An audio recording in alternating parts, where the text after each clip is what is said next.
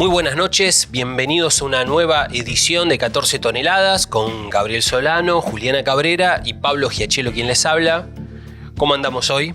Bien, una edición Vamos a tener una edición especial. un año, ¿no?, de genocidio en Palestina, en Gaza, y un recrudecimiento muy fuerte de la guerra en Medio Oriente, y le vamos a dedicar especial atención a todo esto, ¿no? Sí, aparte, bueno, hoy está habiendo manifestaciones acá en Argentina, en Plaza de Mayo desde ayer.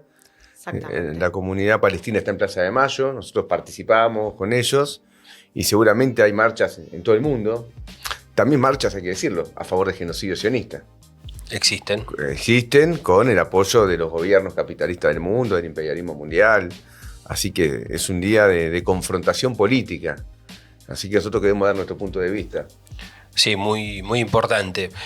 Antes de meternos más de fondo en todo este tema, tenemos preparadas varias cosas, ¿no? Bueno, Gabriel va a dedicar una editorial a todo este tema, la situación en el Medio Oriente, etc. Juli preparó, bueno, una desmentida de lo sucedido el 7 de octubre, o por lo menos las versiones oficiales, ¿no?, que se vertieron sobre el 7 de octubre. Vamos a hacer también un poco de historia de la ocupación de Israel, etc. O más bien la ocupación de Palestina por parte de Israel. Pero peloteemos un poquito la agenda de la semana que se viene, que va a ser intensa en otros terrenos, ¿no?, de la lucha de clases. Mañana vamos a tener una movilización del movimiento piquetero, ¿no? Una cola contra la pobreza. Se van a movilizar frente al Ministerio de Capital Humano para reclamar por la asistencia a los comedores populares, por el congelamiento de los planes. Bueno, toda esta política de masacre social que está llevando a cabo el gobierno. Y también tenemos que mencionar el dato de este fin de semana que produjo una conmoción enorme. Fue el anuncio, esta versión que circuló, de que cerrarían el Hospital Bonaparte. Que es un hospital de salud mental a nivel nacional que opera en la ciudad de Buenos Aires. Bueno, el hecho es gravísimo, no solo es la pérdida de cientos y cientos de fuentes de trabajo, sino incluso la labor que realiza el hospital atendiendo a sectores de los más vulnerables en lo que hace a la salud mental. Y bueno, hubo acciones, estuvieron ocupando, todo el fin de semana estuvo muy movido con esto. Hoy también una conferencia de prensa, los trabajadores están organizados y discutiendo medidas de lucha.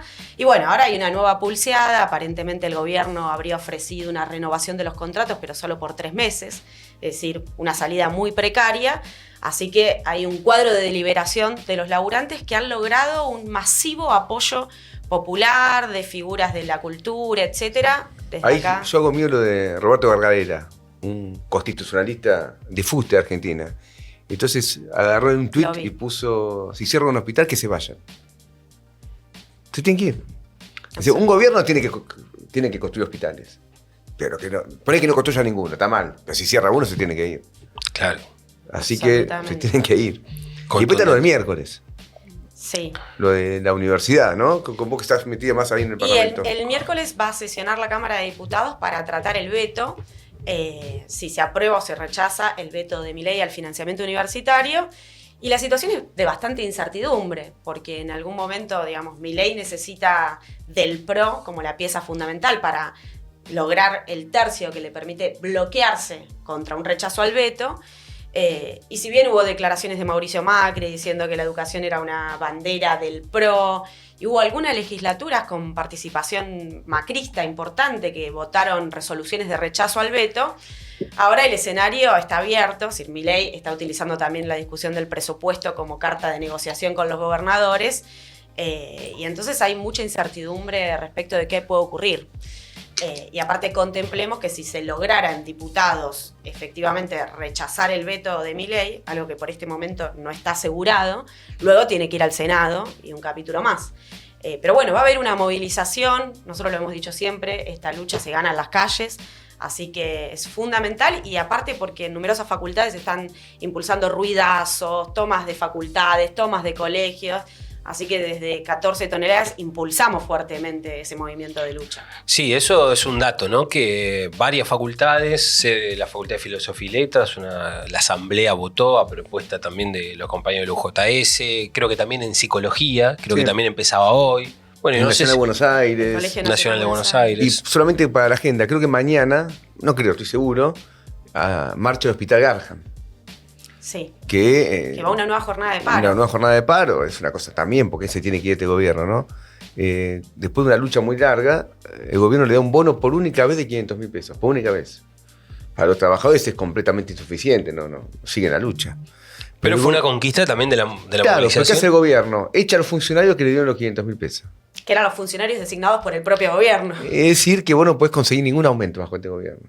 Es una locura. Entonces, si vos tenés un gobierno que no podés conseguir ningún aumento, y bueno, como vos defendés el aumento, se tiene que ir el gobierno. O sea, no hay mucha vuelta atrás. Así que después, eso lo vamos a Todo lleva, todos los caminos conducen a Roma. Sí, hay que echar al gobierno. Sí, lo de Milei no va. No va a cierrar hospitales, caga de hambre a los trabajadores de Garraja. No se puede un gobierno que ataque a su pueblo. Un gobierno tiene que defender al pueblo, no atacar a su pueblo. Bueno, así que, tenemos esta agenda, una agenda de lucha, como siempre. Pero hoy le vamos a dedicar, como ya señalamos antes, le vamos a dedicar mucho espacio, íntegramente el programa, a ver la situación en Palestina, la situación en Medio Oriente, un cuadro muy crítico. Y bueno, para eso arrancamos con la editorial, con la clásica editorial de Gabriel Solano. El 7 de octubre fue una jornada conmocionante. No cabe la menor duda, se está discutiendo en todo el mundo. ¿Cómo caracterizamos nosotros en su momento el 7 de octubre? El 7 de octubre fue una acción de lucha de una organización, Hamas, que no tiene de ninguna manera las ideas del Partido Obrero, que está en oposición en muchísimas cuestiones a las ideas del Partido Obrero, pero que indudablemente forma parte de la resistencia palestina a la ocupación sionista, que no empezó el 7 de octubre, que no empezó recientemente, sino que ya lleva 76 años, porque el Estado de Israel, después lo vamos a ver con más detenimiento, se funda en el año 1948 a partir de la expulsión de los palestinos de su tierra y de la expropiación de sus tierras y de sus propiedades. Ese hecho es el punto de partida de la crisis que tenemos hoy. Muchísimos analistas que apoyan al sionismo, que apoyan al imperialismo, que apoyan la masacre del pueblo palestino, quieren mostrar que esta crisis empieza el 7 de octubre, de ninguna manera. ¿Por qué ocurrió este hecho? Incluso lo más reciente es que hoy escuché una persona que decía que Hamas había realizado una traición el 7 de octubre porque Israel le daba trabajo a los palestinos y hicieron esta acción. Pero en realidad, en la previa al 7 de octubre, los meses antes al 7 de octubre, lo que venía sucediendo era que el sionismo, el Estado de Israel, estaba concentrando sus fuerzas represivas, especialmente contra la población palestina de Cisjordania, de una manera muy intensa. Incluso previo al 7 de octubre, durante el año 2023, habían sido asesinados 500 palestinos en Cisjordania, como mínimo 100 de ellos niños. Y en Cisjordania, esto ha sido denunciado por múltiples organizaciones, rige un sistema de apartheid muy fuerte, pero esto se ha recrudecido con la extensión de los asentamientos sionistas, que primero van los colonos sionistas y luego las Fuerzas Armadas israelíes a protegerlos, de manera tal que hay una confiscación permanente, creciente de las tierras palestinas en Cisjordania y una represión cada vez más virulenta. E insisto, solamente en el año 2023, 500 asesinados en Cisjordania, 500 asesinados palestinos por parte del sionismo. Entonces, cuando sucede este hecho del 7 de octubre en la frontera con Gaza, muchos sectores decían que la acción de Hamas tenía que ver con abrir un contrafrente, porque justamente el ejército sionista había concentrado sus fuerzas en Cisjordania y había debilitado parcialmente su presencia en la frontera con Gaza. Existen otro tipo de versiones que obviamente uno no puede afirmarlas o desecharlas porque eso todavía la historia dirá, que decían que Israel estaba advertido de que Hamas iba a hacer una acción como la que hizo. Esa versión tiene obviamente fundamentos porque cuando uno ve ahora el control que tiene Israel en diferentes países de Medio Oriente, el trabajo de inteligencia tan sistemático, tan riguroso, a detalles increíbles lo que se vio en el Líbano en los últimos días, cuesta creer para muchos que Israel podía no conocer que Hamas iba a realizar la acción que terminó realizando. Incluso hay una información, que esto sí es oficial, que el presidente de Egipto le había informado al gobierno israelí que Hamas estaba preparando una acción militar y que Netanyahu la desechó. Acá obviamente hay dos teorías que pueden convivir y veremos cuál es la correcta, que es que muchas veces gobiernos han sido advertidos en la historia sobre acciones militares de adversarios y no la tuvieron en cuenta. Esto hay muchos hechos históricos que así lo muestran. Quizá una muy conocida por nosotros es cuando se le avisa a Stalin que Hitler iba a invadir Rusia y Stalin lo descree. Hay muchas acciones de este tipo. Y otra que realmente lo sabían y lo dejaban hacer. Nosotros no nos inclinamos por ninguna de las dos. Pero lo que sí es seguro es que Israel se valió de la acción del 7 de octubre para desarrollar una acción internacional contra no solamente el pueblo palestino, sino contra todos los países circundantes, que estaba planificada previo al 7 de octubre. Claramente planificada previo al 7 de octubre. Porque la acción que llevó adelante contra el Líbano, en Cisjordania, contra Irán, contra Yemen y contra Siria, tiene un volumen, tiene una dimensión que no puede deducirse de la acción del 7 de octubre de Hamas contra ellos.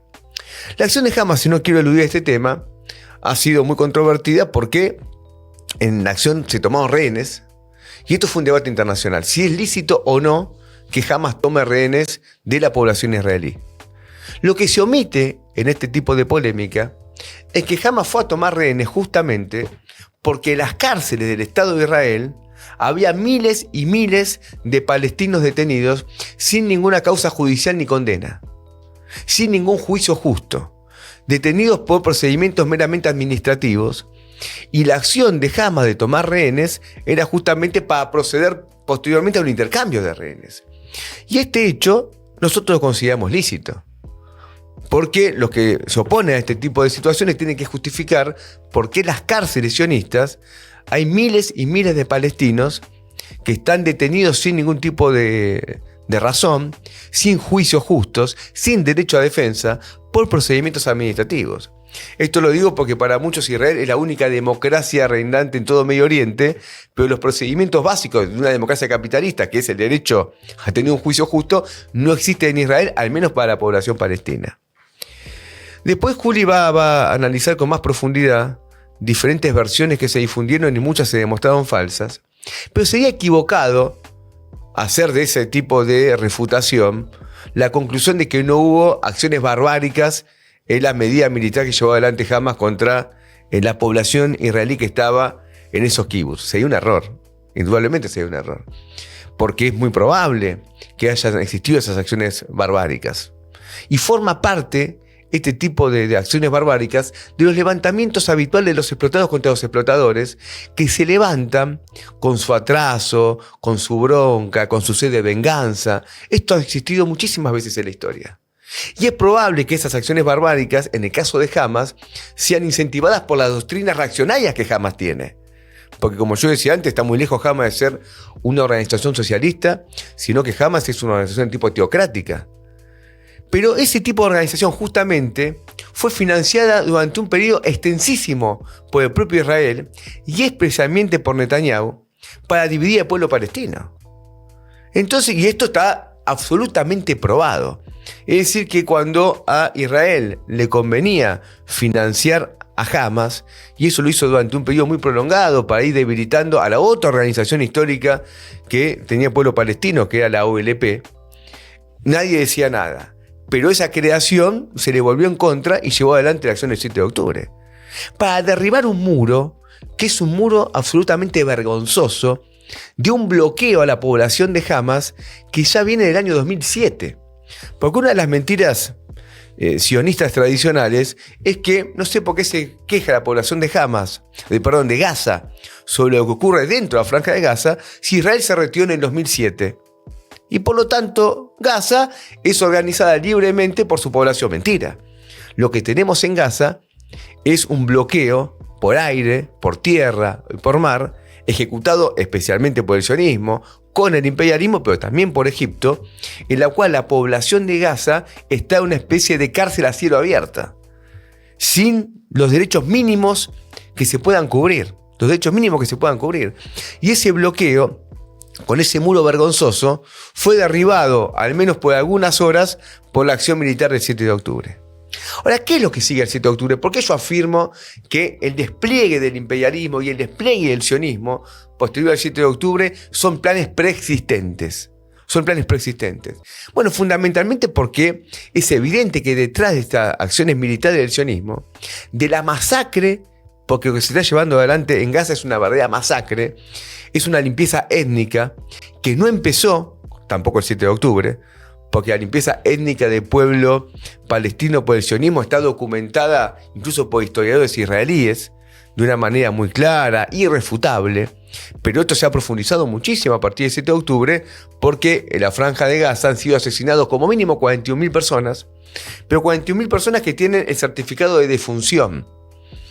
Más allá de estas personas, de estos 41.000 personas asesinadas con certificado de defunción, hay cálculos de organizaciones oficiales que estiman que como mínimo los asesinados podrían ser 120.000, porque debajo de los escombros hay muchísimas personas que han fallecido y esos escombros no pueden ser removidos porque la maquinaria para removerlos fue destruida por Israel, y muchísimas personas que fueron heridas terminan falleciendo porque los hospitales que están en Gaza, 31 si no me equivoco, 29 también fueron destruidos por Israel, y una buena parte de los trabajadores de la salud también fueron asesinados por Israel.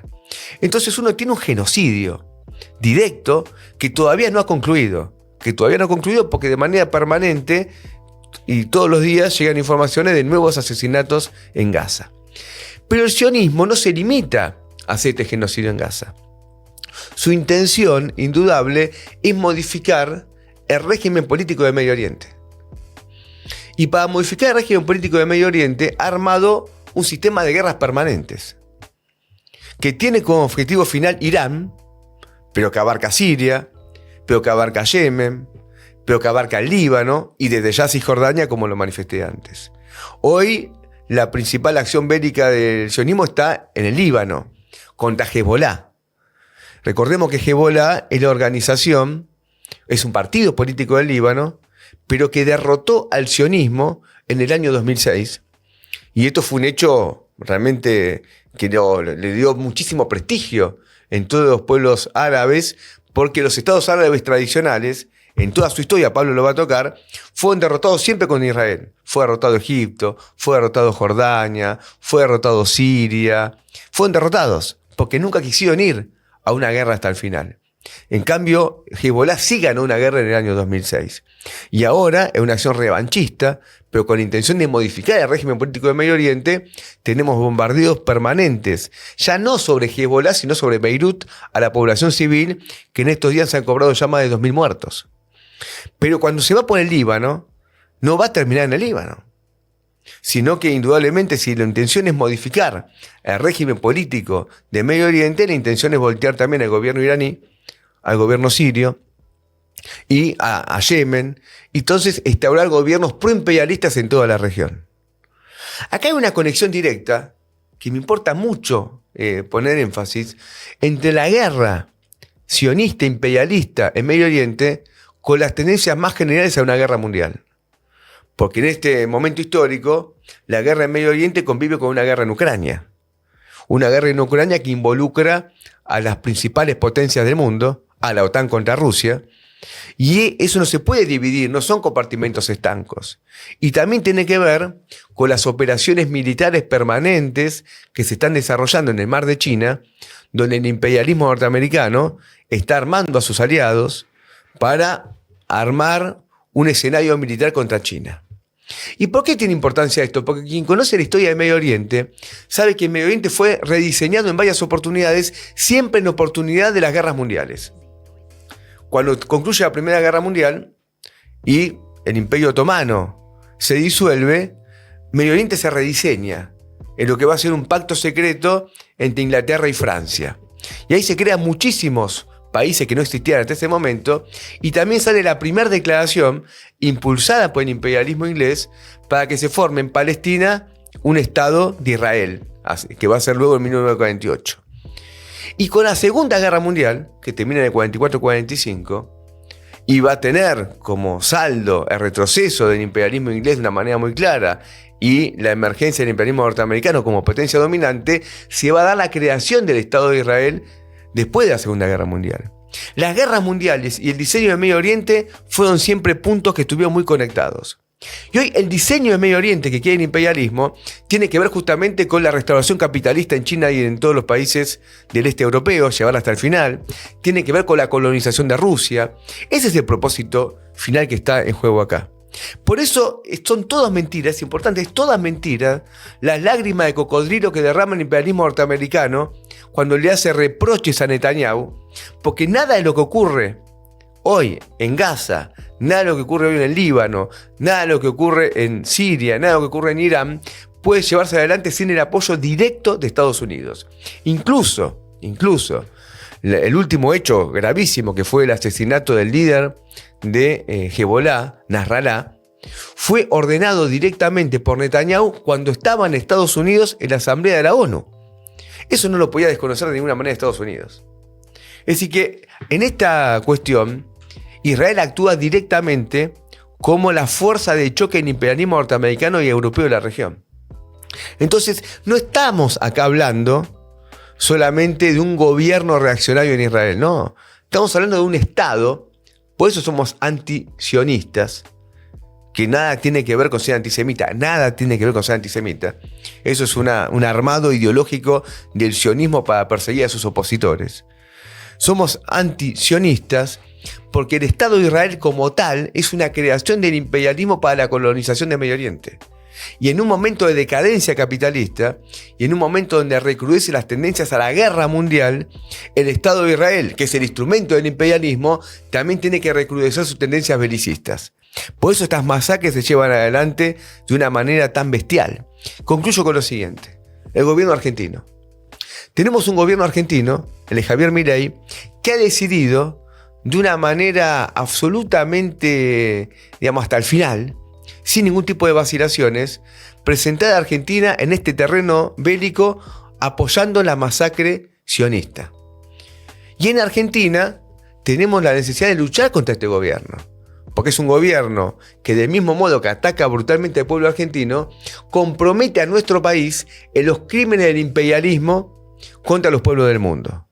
Entonces nosotros nada tenemos que ver con Javier Milei, y cuando Javier Milei se compromete y apoya abiertamente las masacres del imperialismo y las masacres del sionismo, lo hace en su nombre, no en nombre del pueblo argentino. Yo creo que es muy importante detenerse un poco en cómo efectivamente la guerra en Medio Oriente y la ofensiva sionista en todo Medio Oriente tiene una proyección internacional, y ya son muchos, ¿no?, lo que hablan que está escalando, y la tendencia hacia una guerra mundial está completamente en la agenda internacional. La complicidad naturalmente del imperialismo norteamericano, bueno, se describió recién en el editorial. Ahora, hace poquito aprobó el gobierno norteamericano una partida presupuestaria de $14.000 millones para financiar al Estado israelí. Y si uno busca y bucea un poco, probablemente un episodio muy importante de esta proyección internacional de la guerra, que tiene hoy un epicentro obviamente en Medio Oriente, pero también en Ucrania, y el recalentamiento de la situación en el mar de la China Meridional, etc.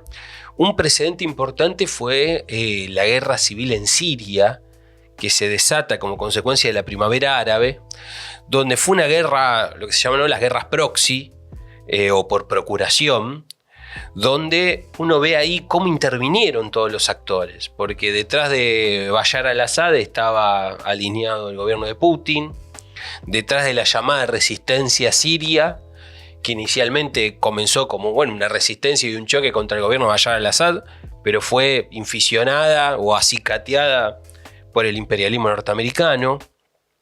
Intervino de otra parte también Turquía contra el pueblo kurdo. Fue una guerra, como una especie de guerra mundial circunscripta a un solo país. Donde intervinieron todas las potencias. Y acá hay alineamientos también, ¿no?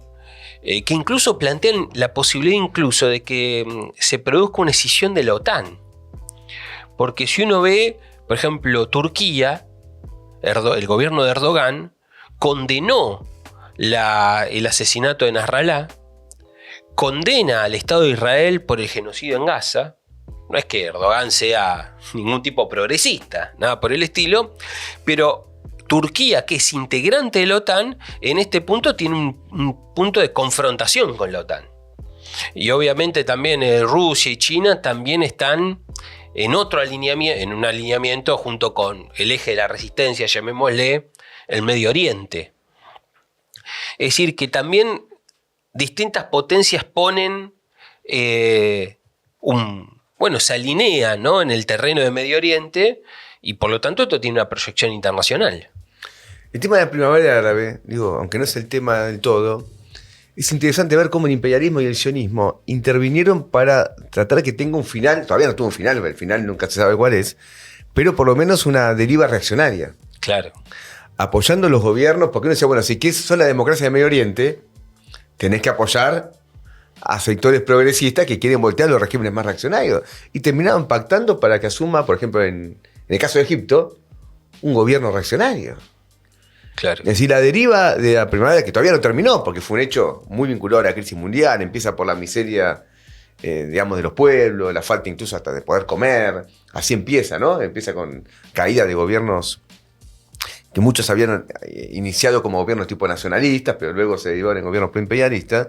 Entonces la primavera fue una primera confrontación, que no ha concluido, pero que abarcó a toda la región. Y yo creo que hoy la intención del imperialismo consiste en este rediseño. Es muy claro el intento. Ningún gobierno puede, incluso hasta quien quiera condenar el 7 de octubre, organizar una acción militar contra Irán, en Siria, en Yemen, en el Líbano, en Cisjordania, sin el apoyo. No, si vos no lo querés hacer. Claro, nadie se ve forzado a hacer algo que no quiere hacer. Por eso los que dicen mucho, mirá, capaz que lo sabían. Yo pienso. No es un aventurero, simplemente un aventurero. Yo tuve un debate el otro día, se los cuento, con el encargado de negocios de Palestina, pues nos invitaron a un desayuno. Entonces él tenía la tesis, ahí media la dejaba ver, de que todo lo del 7 de octubre Israel lo dejó hacer. Yo se la cuestioné. Y le dije, mirá, yo tengo una visión, no te puedo negar que lo que vos decís sea cierto, pero también demuestra que Israel no es, como te puede decir, una potencia invencible. Y ese hecho también hay que manifestarlo, porque para un pueblo que lucha contra el sionismo, tener en cuenta las falencias, incluso en materia de seguridad de Israel, son importantes. Bueno, quedó ahí. Era a favor de su tesis que tenía, mirá todo lo que pasó después, lo querían hacer, estaba todo planeado. Es una hoja de ruta del sionismo que lleva años y años y años, que hoy se pone en práctica como resultado de las tendencias del imperialismo a la guerra mundial. Y de un rediseño de Medio Oriente, como se rediseñó Medio Oriente en el pasado, ¿no? O sea, siempre en momentos de grandes choques del imperialismo, de rediseños internacionales. Y hoy su rediseño, especialmente contra Rusia y contra China, esencialmente.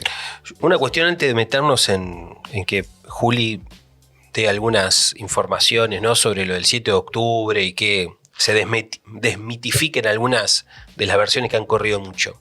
Yo creo que todo este conflicto del Medio Oriente sigue poniendo en evidencia que el núcleo fundamental de la cuestión del Medio Oriente, es decir, en el núcleo fundamental de la cuestión del Medio Oriente está el tema palestino. Que acá se intenta, es decir, que el rediseño y la instauración de un Estado gendarme, instaurado por el imperialismo, pasando por arriba y tratando de llevar adelante lo que es una solución final contra el pueblo palestino, es algo que no se ha podido instaurar, es decir, que el tema sigue candente. Yo creo que hoy el Estado sionista es la expresión más barbárica del capitalismo imperialista mundial. Es la expresión, y yo creo que hay algo sobre lo cual tenemos que subrayar mucho, que es que la expresión, así como es la más barbárica, es también la más cínica de todas, que se esté llevando adelante un genocidio en nombre de un pueblo que sufrió un genocidio como fue el Holocausto. Porque que se lleva adelante un genocidio con la estela, ¿no?, el amparo, en nombre de que el pueblo judío sufrió un genocidio, Es una cosa, una expresión de cinismo y una perversión y el problema inaudita. Para la solución final, cuando hablamos de solución final es matarlos a todos. Sí, exterminar al pueblo palestino. Ellos tienen un drama. Que es lo que quería el nazismo contra el pueblo judío. Si ellos incorporan, el problema del sionismo, porque hay un impas del sionismo, por muchos motivos, pero si ellos agarran y ocupan Gaza, ¿y qué hacen con los palestinos? Si Gaza y Cisjordania pasan a ser incorporados nuevamente a Israel, vos estás incorporando, no sé, 3,5 millones de ciudadanos árabes, más o menos. Con los 2 millones de árabes que están adentro de Israel, tendrías 5,5 millones de árabes y más o menos sería parejo a la población. 40% de la población. Sí. Entonces no. Ahora, para hacer una solución final, el problema que tiene el imperialismo es que si vos mañana vas a matar ya no 100.000, sino 3 millones de palestinos, ¿qué pasa en Estados Unidos? Porque, ojo, en Estados Unidos nosotros habíamos visto una verdadera rebelión de su juventud frente a esta masacre. Las movilizaciones este fin de semana fueron impresionantes en todas las principales potencias del mundo. Los problemas fundamentales para llevar ante una línea de solución final tiene que ver con las relaciones de fuerza al interior de los estados imperialistas. Porque cuando los yanquis se fueron de Vietnam, no es que perdían militarmente, porque habían matado 1,5 millones de vietnamitas, se habían muerto 60.000 norteamericanos. Desde el punto de vista militar, vos decís, están ganando la guerra. Pero no podían tirarle una bomba atómica, porque no había Estados Unidos que no tenía las gobierno. condiciones políticas. No había condiciones políticas. Entonces ahí hay un problema también, ¿se entiende? Por eso es internacional este conflicto. Es que aparte este nivel de barbarie, porque estamos asistiendo a un genocidio en tiempo real, ha generado fisuras y crisis políticas hacia el interior de los distintos estados. Incluso uno ve dentro de la ONU sectores que también denuncian los actos terroristas que sufre el pueblo palestino por parte del Estado de Israel. Incluso el gobierno de Sudáfrica hizo una presentación.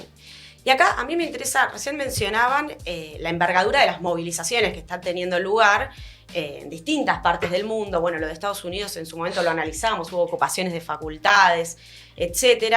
En Europa, en algunos países han querido prohibir las manifestaciones en apoyo a Palestina y sin embargo la persistencia de, en particular, la población migrante, pero sectores también de trabajadores muy amplios, logró que se abra curso la manifestación del repudio al genocidio.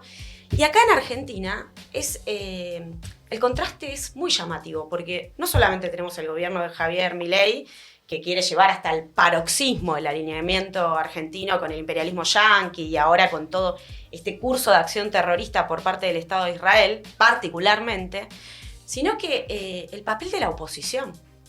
Es decir, es terrible, porque uno ve que solamente desde el punto de vista del espectro político prácticamente se circunscribe al frente de izquierda levantar la voz para repudiar esta masacre. Y se ve en el terreno de la movilización popular, no se ve al peronismo ni a ninguna corriente más centroizquierdista o nacionalista tomar con fuerza estos planteos, particularmente a nivel de las direcciones.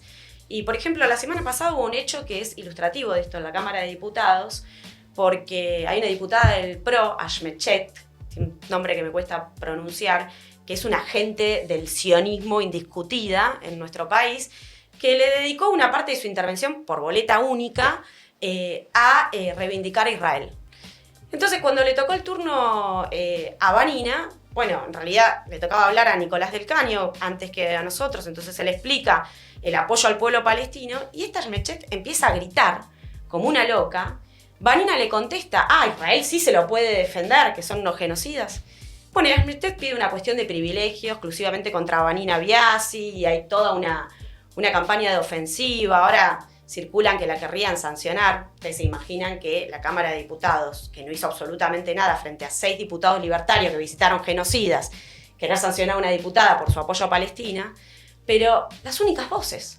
El resto es un silencio atronador. Lo del peronismo es significativo, porque, por ejemplo, el peronismo en los 70 reivindicaba la OLP, claro, a la resistencia palestina, a la Organización por la Liberación Palestina, y se identificaban, viajaban. Pues yo ese desayuno que le cuento que tuve la semana pasada, que tuvo Vanina también, sí, era con los que apoyábamos a Palestina. Éramos todos del frente de izquierda.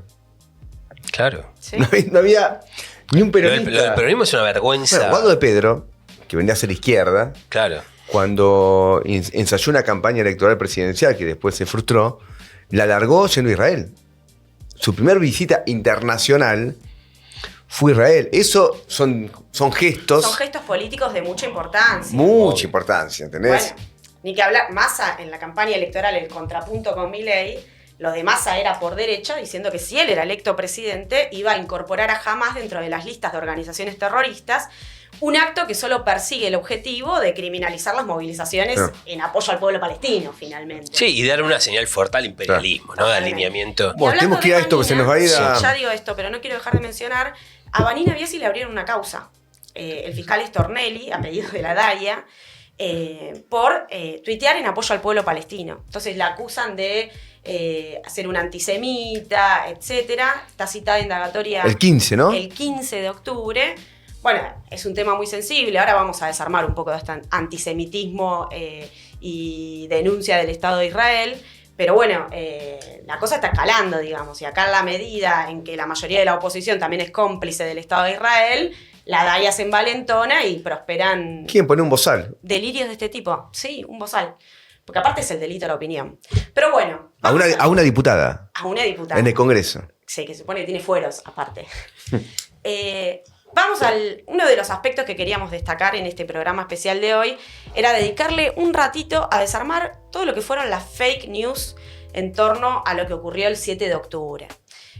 Ustedes recordarán que en un primer momento, es decir, hay un enorme aparato de propaganda apoyada y promovida por el imperialismo, bueno, el propio Estado de Israel y demás, que hizo trascender en las primeras horas supuestos hechos barbáricos cometidos por Hamas a gran escala como parte de una política sistemática que luego fueron refutados por numerosas investigaciones. Gabriel lo señalaba en la editorial, no quiere decir que no haya habido, es decir, fue un atentado contra un festival de música donde naturalmente hechos barbáricos ocurrieron, hubo muchos muertos y demás, pero lo cierto es que las cosas que le atribuían a Hamas todas fueron probadas como un relato completamente falso, construido desde los medios de comunicación y en particular desde el aparato de propaganda del Estado de Israel. Decían que se habían decapitado 40 bebés, ustedes recuerdan, que Hamas había utilizado la violencia sexual como un acto sistemático de violación contra la población israelí. Bueno, yo me basé bastante, hay una investigación y un documental muy interesante que hace este periodista Richard Sanders. Él es un periodista y director, hace este documental que se llama El 7 de octubre, que fue elogiado, por ejemplo, por The Guardian, diciendo que es lo que más se acerca a la verdad de lo que verdaderamente aconteció, donde se dedica a desarmar un poco todos estos relatos. The Guardian, aclaremos que es un medio británico Sí. y que de conjunto está alineado con el sionismo. Sí, vos tenés muchos medios británicos. La BBC de Londres fue portavoz del sionismo de una manera muy notoria. También la aclaración para que nadie piense que es prensa obrera. Sí, claro. No, lógico. Pero es muy interesante el documental porque, bueno, el punto de partida es cuál fue la fuente de este tipo de informaciones respecto a estos actos barbáricos que habrían ocurrido el 7 de octubre.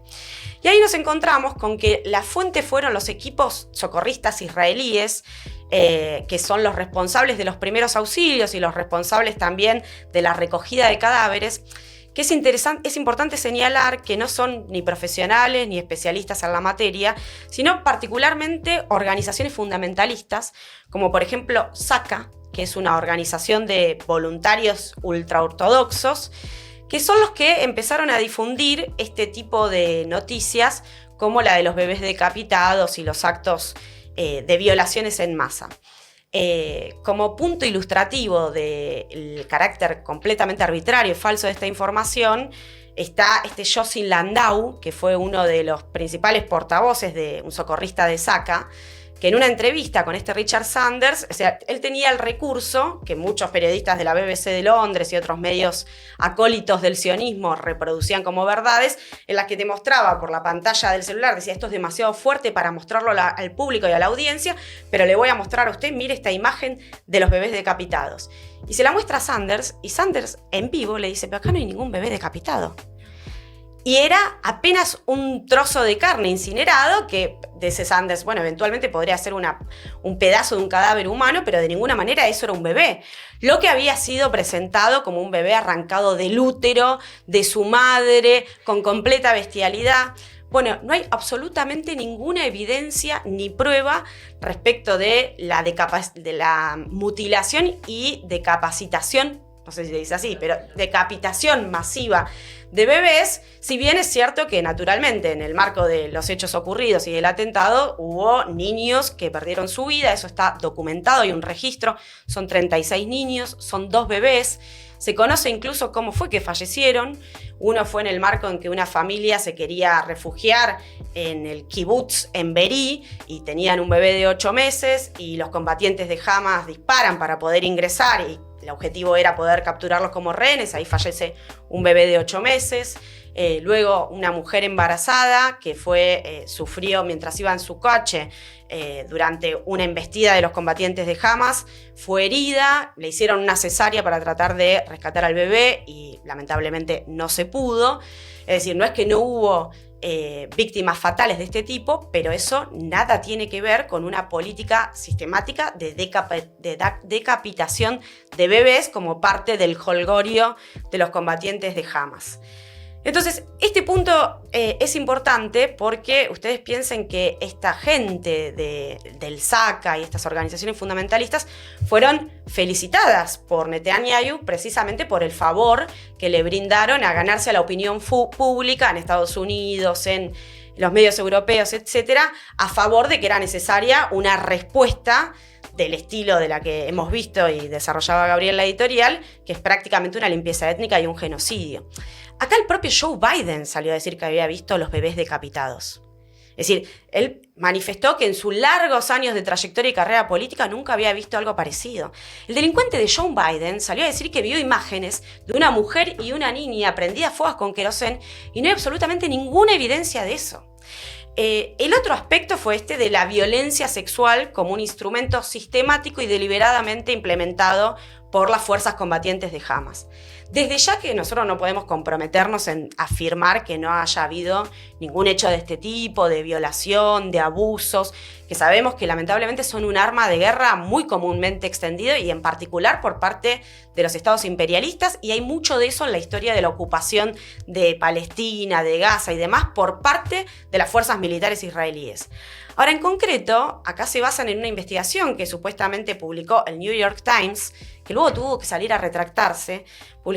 Publicaron un artículo que se llamaba Gritos sin palabras, donde colocaban como evidencia que aparecieron las fotos de una mujer que apareció muerta a 14 kilómetros donde había ocurrido la fiesta, que había sido objeto del ataque de Hamas, sin ropa interior, y por lo tanto eso daba cuenta de que había sido víctima de una violación. Bueno, fue la propia hermana de esta víctima fatal, de esta mujer, la que salió a protestar, diciendo que era imposible que eso haya ocurrido porque había estado contactada por mensajes de texto durante los últimos 40 minutos hasta que fallece y que no había ningún relato de una violación. El marido de la mujer salió a hacer declaraciones en la misma sintonía. Bueno, The New York Times tiene que terminar retractándose y demás, pero muestra la construcción absoluta de un relato que es completamente precario, porque sobre esto de las violaciones no hay pruebas forenses, ninguna prueba forense, y no hay pruebas visuales o por video.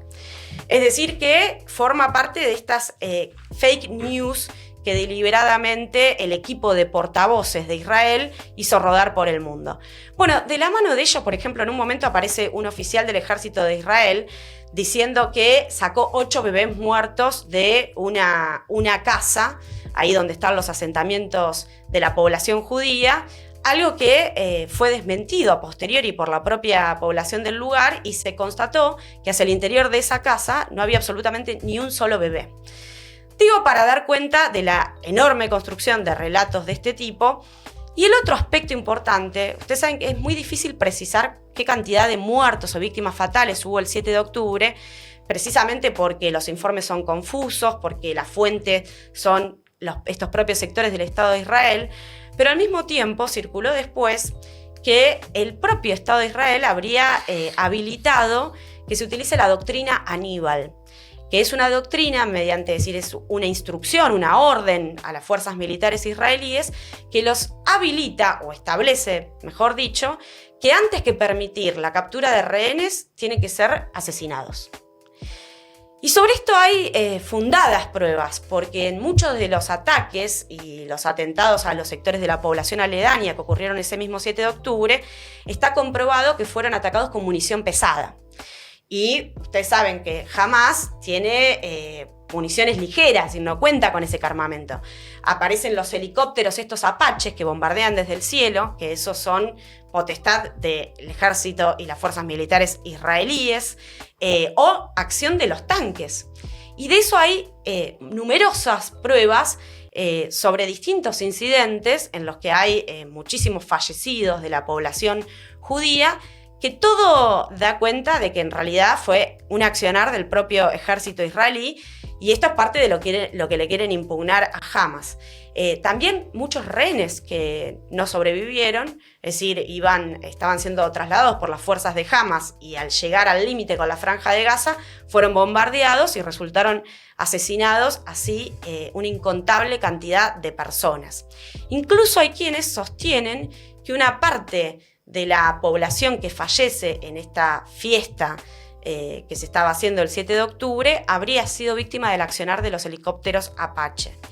Luego está el autoataque a un cuartel en el paso fronterizo de Erez, que también hay más de 350 víctimas israelíes entre soldados, personal no militar, que fallecen. Muchos fueron encontrados hasta entre ropa interior. Es decir, el fuego fue una cosa tan violenta que no permitió acción de resistencia alguna, y está más que fundado que eso es el accionar de los tanques y las armas pesadas que maneja Israel. Entonces, acá lo que importa destacar es que se montó un gigantesco aparato de propaganda que por un lado quiso presentar esto como una guerra, como si hubiera dos partes igualitarias entre una potencia militar como es el Estado de Israel, que aparte está financiado por el imperialismo y cuenta con el respaldo de numerosas potencias, no solo Estados Unidos, y grupos de resistencia palestina, que con lo que disponen, con las armas mucho más precarias y lo que tienen a su disposición, organizan actos de resistencia contra lo que es la ocupación y ahora el genocidio que están sufriendo. Ustedes imagínense que dentro de la población en Gaza, que está siendo víctima de esta masacre, hay un porcentaje altísimo de mujeres y de niños. Por ejemplo, hay un informe de la ONU del año de noviembre del 2023, donde iban 10.500 palestinos muertos, hoy ya son más de 40.000, y en ese momento los niños que habían sido asesinados eran 4.200. O sea, un porcentaje de un 40% de la población total, más o menos. Con lo cual, bueno, y los informes dan cuenta de, por ejemplo, niños que mueren por infartos por los efectos del bombardeo. Y acá yo me quiero detener en la situación de las mujeres, de las infancias, de las diversidades, porque otro aspecto de la propaganda sionista, muy perverso, fue esto que se conoce como pink washing, es decir, una lavada de cara rosa de que supuestamente Israel, en nombre de ser la democracia, la única democracia de Occidente, como le gusta decir a Milei, como se presentan ellos mismos, justifica este genocidio, los actos de barbarie y de masacre, en nombre de que, bueno, en Palestina y en los pueblos árabes hay un régimen opresivo sobre las mujeres y diversidades. Entonces hemos visto, por ejemplo, a un soldado trans o soldados mujeres formando parte del ejército israelí de ocupación, de bombardeo, de asedio contra el pueblo palestino, y hemos visto también que levanten la bandera LGTBI. Esto es absolutamente perverso porque, digamos, la manera de combatir relaciones de opresión que puede haber en las poblaciones árabes no es exterminando a la población y a las mujeres y a los niños, que son los que más sufren. Por ejemplo, todo el asedio de destrucción de la infraestructura sanitaria a las mujeres que están embarazadas o cursando un embarazo, o a las mujeres de por sí, por ejemplo, no hay insumos para lo que es la gestión menstrual. Y hay numerosos casos de infecciones porque las mujeres tienen que apelar a tela sucia para usar en lugar de toallitas femeninas.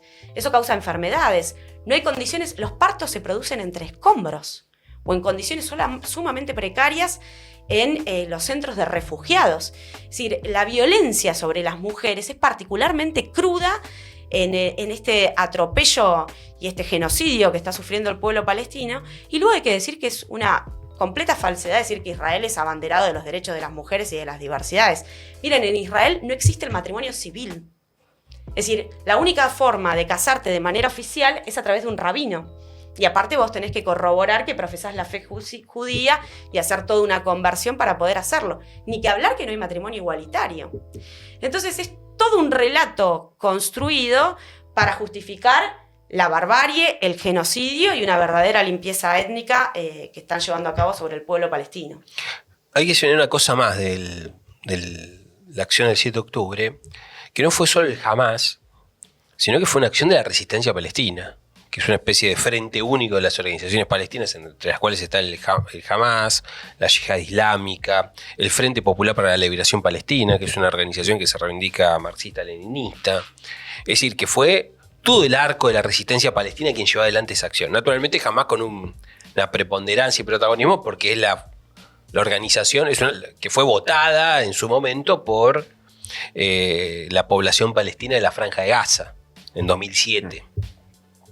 Esto me parece una observación importante, porque si no es un grupo loco, ¿no? Bueno, pero hay toda una operación de demonización de Hamas para demonizar a todo el pueblo palestino. Bueno, claro. El relato de si vos votaste a Hamas, sos Hamas. Sos Hamas y te vamos a tratar como terrorista.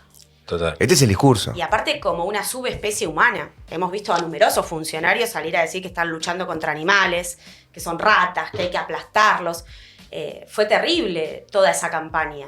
Entonces, de fondo está esa idea de ganarse la emoción y el sentir de la población a justificar el genocidio en nombre de que, el único gazatí bueno es el gazatí muerto. Claro. Este fin de semana, Israel bombardeó en Gaza, en el norte de Gaza, una mezquita que oficiaba como un centro de refugiados. Y una escuela. Lo de las escuelas es una cosa metódica y sistemática. El nombre de que hay fuerzas del Hamas adentro de las escuelas que se escudan ahí, los tipos bombardean mezquitas, escuelas, centros de refugiados. Los crímenes son atroces. Hospitales de 31 destruyó 29. Sí. O sea, está destruida el sistema de salud en un país que necesita sistema de salud, en un pueblo, porque te bombardean o te matan o te herís. Tenés que ir a un centro de salud. No hay centro de salud. Son las condiciones de sobrevivencia de un pueblo, aparte. Se termina muriendo gente que en otras circunstancias podría salvarse si tuviese una atención sanitaria adecuada, pero no existen más hospitales. Lógico. Hacemos un breve repaso, porque estamos pasados de tiempo, pero hagamos un breve repaso como para por lo menos tener los títulos, ¿no?, de los principales hitos históricos de la ocupación israelí. Lo mencionaba hoy Gabriel, en el año 48 se funda el Estado de Israel, lo había resuelto en 1947 la ONU. Es interesante que la ONU resuelve esto en gran medida como este cuadro, ¿no?, de reorganización de Medio Oriente, y la ONU resuelve esto con el voto a favor, de una mayoría, pero naturalmente de los Estados Unidos, pero quien también vota a favor de esto es la URSS. Fue el primero a reconocerlo.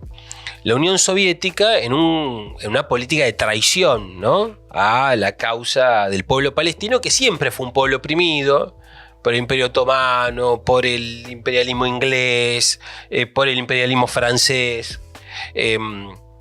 Nosotros veníamos luego de la Primera Guerra Mundial habíamos tenido el pacto Sykes-Picot, que había sido una distribución de Medio Oriente por parte del imperialismo francés e inglés, que son los que salen fortalecidos de la Primera Guerra Mundial, y se dividen, ¿no?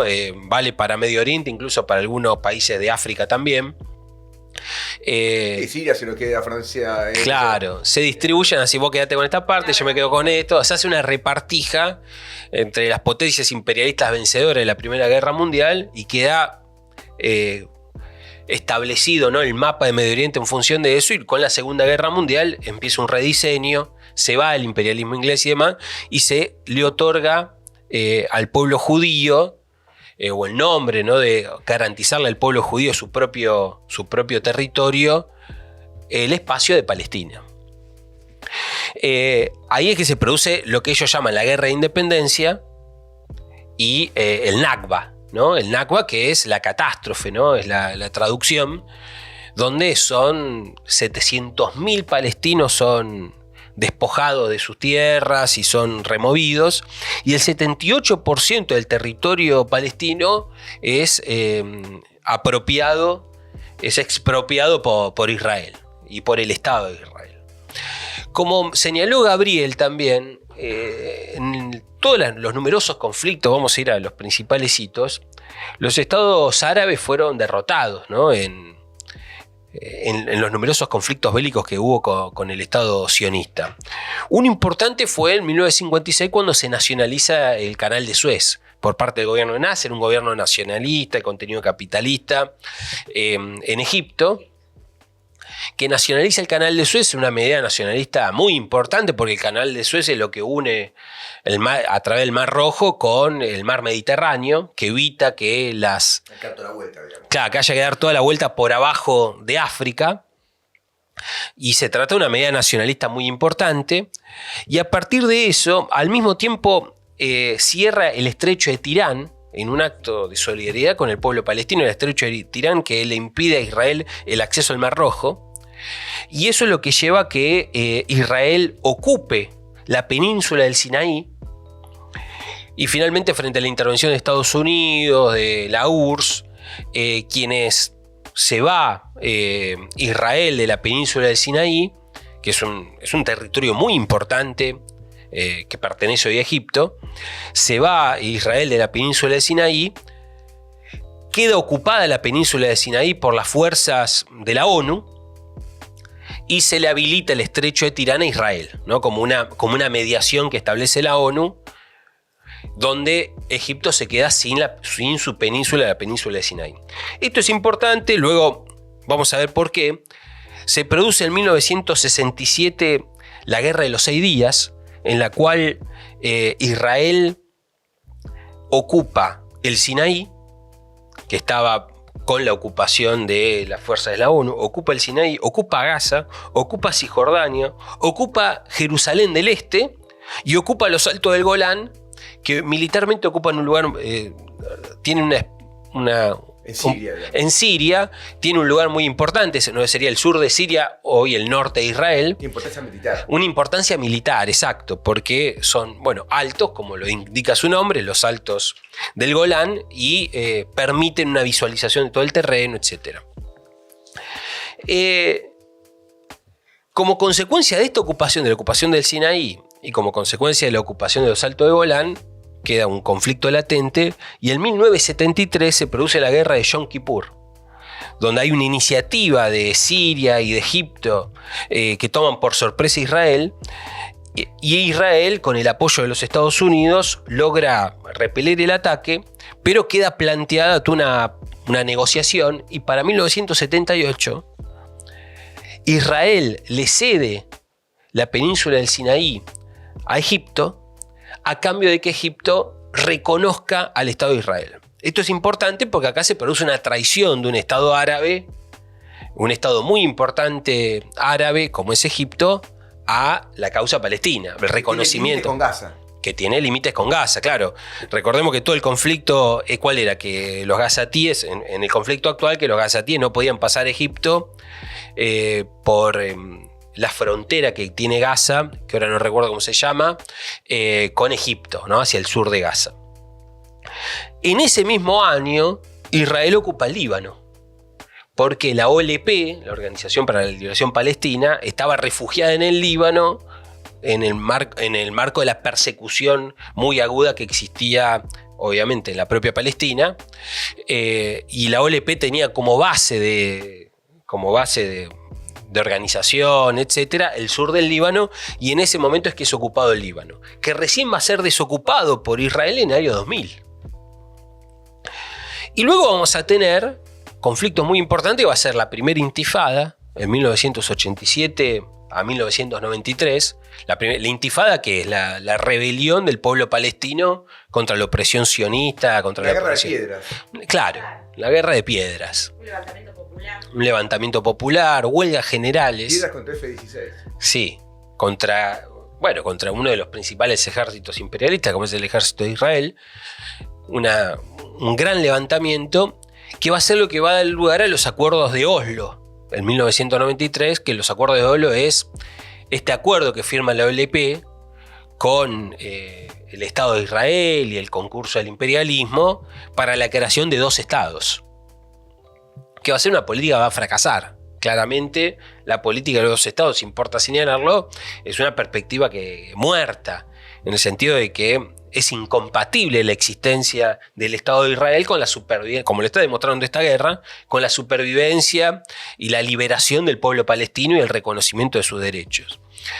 Y luego vamos a tener la segunda intifada para el año 2000 hasta 2006, que bueno, va a ser un nuevo levantamiento, una nueva rebelión del pueblo palestino en la pelea por su liberación. Va a haber otros conflictos, hoy se mencionó, en 2006 va a ser el conflicto entre el Hezbollah, que fue creado allá por el 82, si no me equivoco, en gran medida por el gobierno de Irán, como parte de la resistencia contra la ofensiva sionista. Y en 2006, que va a sufrir una derrota, ¿no? El gobierno de Israel, el Estado de Israel, contra la resistencia del pueblo libanés, liderado por el Hezbollah, en 2006, una guerra muy importante. Entonces, un poco esta es la historia, ¿no? De la opresión y el papel que juega el Estado de Israel en una política muy opresiva, en particular del pueblo palestino, pero en general de los pueblos de Medio Oriente y de los estados árabes. Dos cosas, mira. El sionismo se funda con una especie de principio que es falso, que era que el pueblo judío era un pueblo sin tierras y Palestina era una tierra sin pueblo. Ese fue el principio, pero era mentira, había un pueblo. Es decir, no es que no había un pueblo, estaba el pueblo palestino. De hecho, la primera misión de rabinos que viaja para visitar la tierra dice: la novia es hermosa pero tiene marido. La novia era la tierra palestina, el marido era el pueblo palestino. Claro, entonces ese es el punto de partida de esta crisis. Sí. Porque el Estado de Israel se funda sobre la base de la expulsión del pueblo palestino. Y por eso el derecho al retorno, es tan importante para nosotros, que incluso fue consagrado en unas primeras resoluciones de las Naciones Unidas, luego es eliminado. Yo decía en un lugar que la Embajada Palestina me mandó a fin de año como reconocimiento para apoyar siempre a Palestina una llave. Y la llave es el símbolo de la población que guarda la llave de su casa de la cual fue expulsada. Y el Estado de Israel niega el derecho al retorno. Esto es importantísimo. Y el derecho al retorno es incompatible con el Estado de Israel. Los defensores de la propiedad privada no defienden la propiedad privada del pueblo palestino. Claro. Entonces es un punto importante. Ahora, el pueblo palestino, como vos bien decís, Pablo, fue traicionado por los estados árabes. Una y otra vez.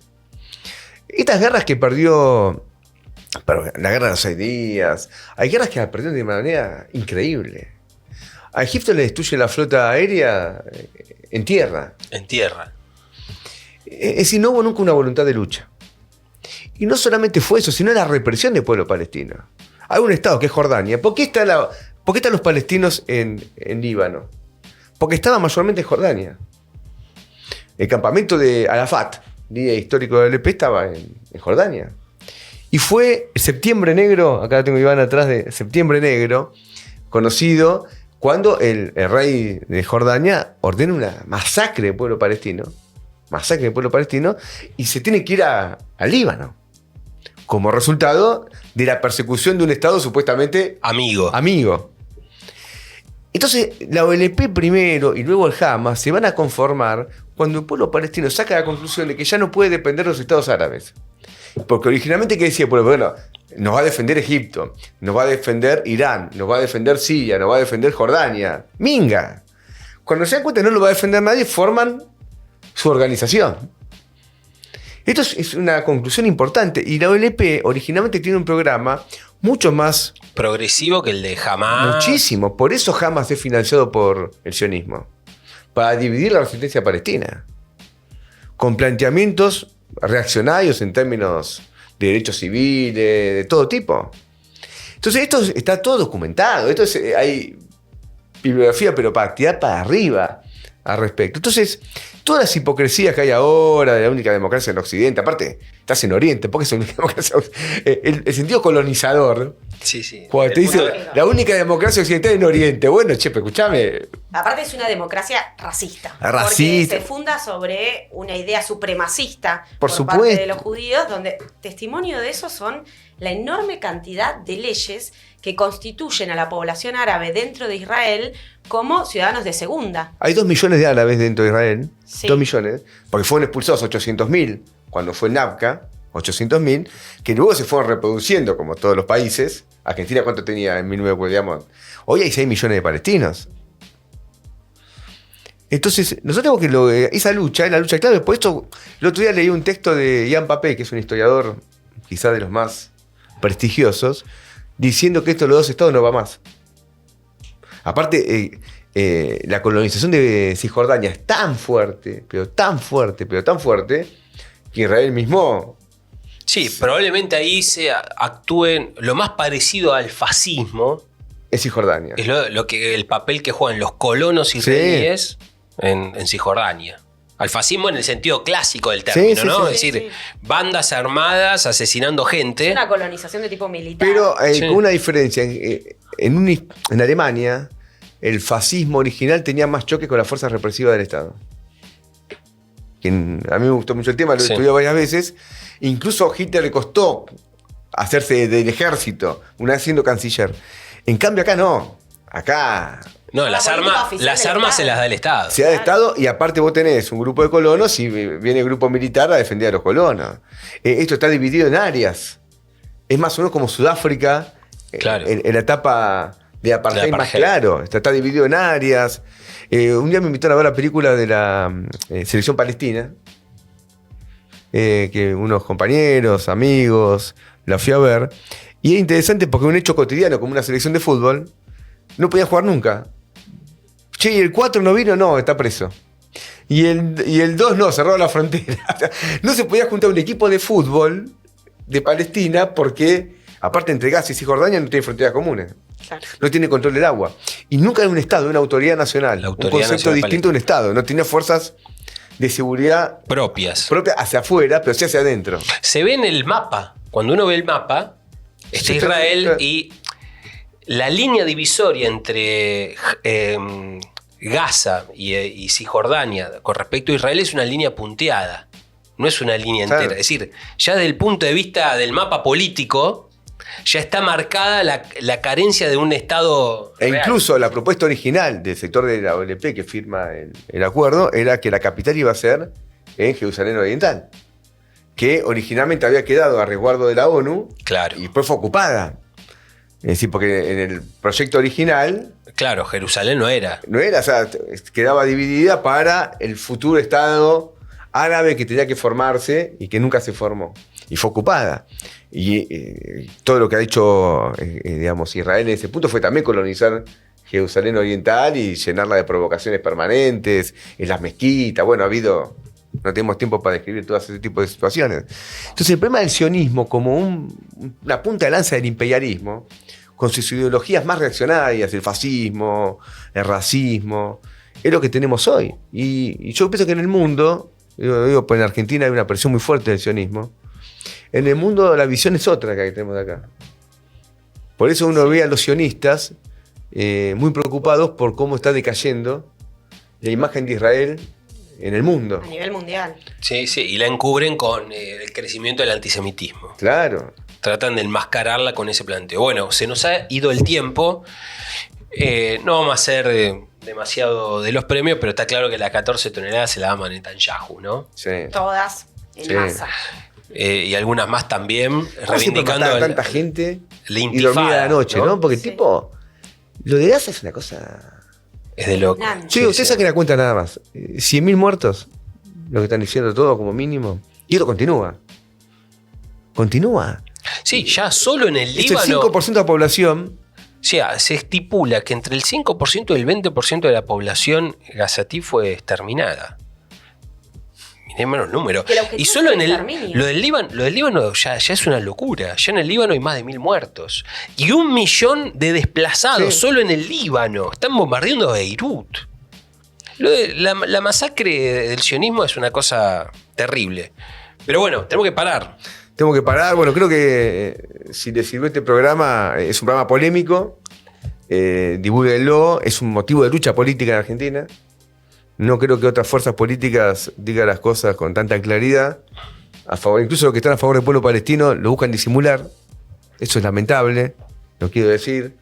Hemos tenido incluso debate dentro del propio Frente de Izquierda, en el cual se busca, por ejemplo, hoy la acción, la marcha de hoy, muchos no quieren hacerla el 7. Para que no se la confunda con la acción de la resistencia palestina. Entonces es una posición que se suele llamar pacifista dentro de los marxistas, ¿no? Uno defiende a los palestinos, pero los palestinos tienen derecho a rebelarse, porque no hay otra forma de terminar con esta opresión. Lógico. Entonces es un debate también dentro de la izquierda. Nosotros defendemos y cuando dicen, no, queremos terminar con Israel, ¿cómo van a terminar con Israel? ¿Con declaraciones de la ONU? Es una lucha que está planteada por la sobrevivencia de un pueblo, y creo que frente a un exterminio que no se puede, quizás se termine de consumar. El imperialismo es eso. O sea, cuando Lenin decía que la reacción en toda la línea es esto. Es el fascismo, es el exterminio, es la limpieza étnica. Entonces, bueno, es un imperialismo que va a la guerra en el mundo y tiene hoy al pueblo palestino como una de sus principales víctimas. Por eso solo se puede estar en el campo del apoyo a la resistencia del pueblo palestino con los medios que tiene a su disposición. Total. Bueno, paramos acá, nos vemos la próxima.